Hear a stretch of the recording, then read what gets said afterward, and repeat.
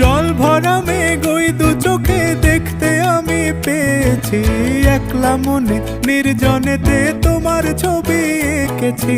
নাম রেখেছি বনলতা যখন দেখেছি, হয়তো বা সেই ক্ষণেই তোমায় ভালোবেসেছি।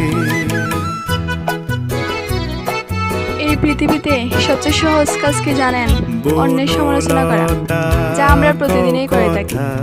অথচ অন্যের সমালোচনা না করে যদি আমরা নিজেদের আত্মশুদ্ধির চেষ্টা করতাম, তাহলে হয়তো অনেক পাপ কাজ থেকে নিজেকে রক্ষা করতে পারতাম।